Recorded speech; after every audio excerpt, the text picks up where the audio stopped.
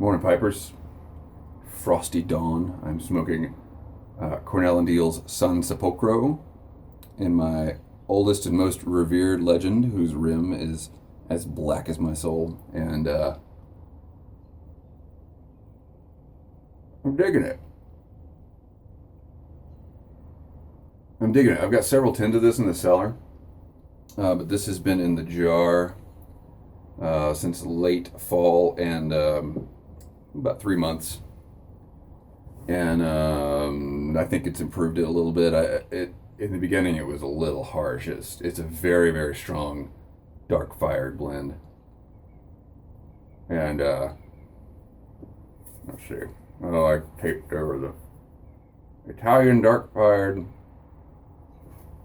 sourced from the San Sepolcro region of Italy with North Carolina red Virginia. And I got it because of the North Carolina Virginia, but I don't taste it at all.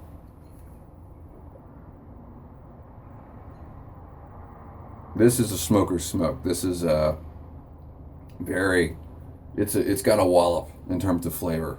Very, very black coffee. No cream, no sugar. It's just straight up tobacco, harsh, ashy goodness. You know, it's good stuff.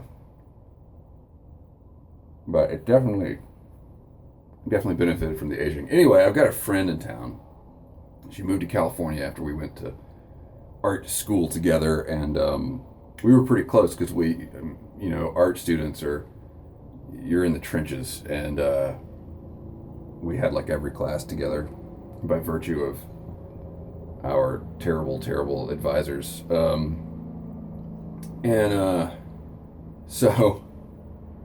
So we had a bar that we frequented back in the day, and I won't tell you which bar it is because I'm going to tell you some disparaging stories about it.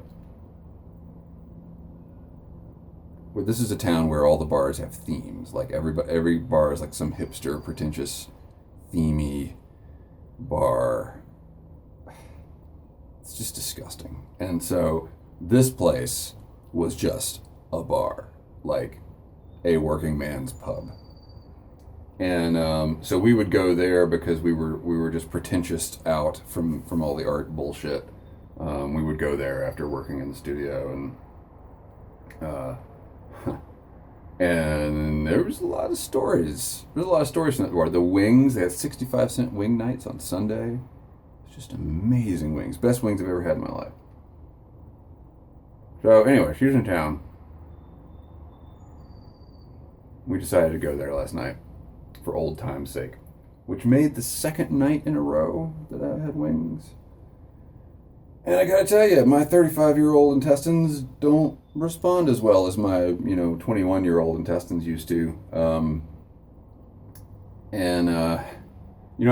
kind of come from the Tom Petty school of aging. You never slow down, you never grow old. Which is why, after having a dozen incredibly hot wings last night, I'm smoking a really strong tobacco, and I just finished some really, really strong coffee. But man, I'm kind of regretting all of those decisions right now. But I'll be fine. I'll be fine. I can take it. I'm not old.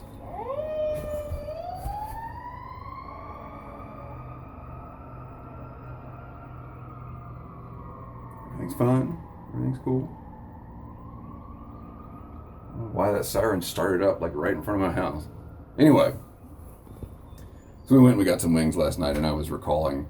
I was sort of trying to like remember all the things that happened in that bar, because it was, there were fights all the time, and there were just a really how do I put this, a salt of the earth kind of crowd, like drunk rednecks. And so I went with my friends from school, and then I went with my friends from work, and then I went with like my core group of friends a lot. We went there. We went to that bar quite a bit. It was fun back in the day. And then it kind of changed. They went to a membership system, and they put in a bunch of TVs, and I don't like TVs in my bar experience. I like booze and a bar. Maybe live music, I might be okay with it, but it's always so damn loud. One thing that changed was back in the day, you had to like swim into this place because of the cigarette smoke. And now, of course, you can't do that. And It was nice to come home and not have to change clothes. Um, but I felt like I missed something about it. It just didn't feel the same, you know. So I got a half a dozen wings of like regular spicy, and then I got a half a dozen of like super spicy. Anyway, this is not okay. So the story is, at the tail end of our tenure at this bar, one night, this would have been in 2006, because Brad was married and I wasn't. So me and Brad are sitting there at the bar, and it was summertime, I guess. So we had both just shaved our heads, and we're sitting there, and all of a sudden I felt a feminine caress on the back of my head. And I turn around. I'm telling this story because I feel bad about it. I regret this story, though it is funny. So I turn around, and Brad turns around, and there is a lady there touching both of our heads. And she says, "I just love men with bald heads." So Brad had a wedding ring on his hand, so he immediately was like, and threw me under the bus. And so she turns to me with the full force of her very, very inebriated affections. And she like saddles right up to me. Like her face is like right here. She says, "I'll make a deal with you." And I was like, "Okay." She said, "I'll show you my titties and give you a lap dance." And I said, "What's in it for me?"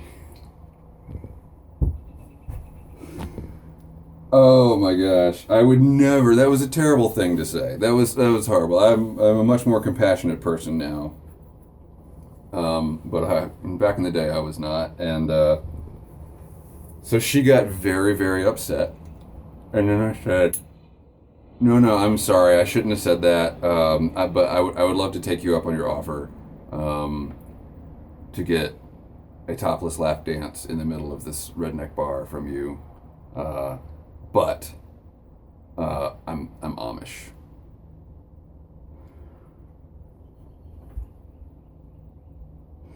And she was like, "Oh, okay, sorry," and went to the next guy down the bar.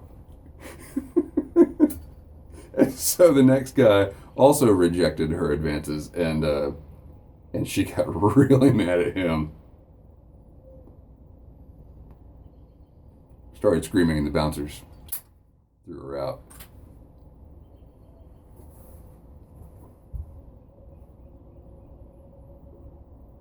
And I hadn't thought about that in 10 years.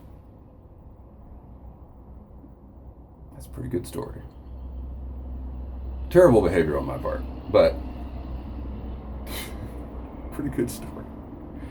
Thanks for watching. Keep the ends out for the ties that bind.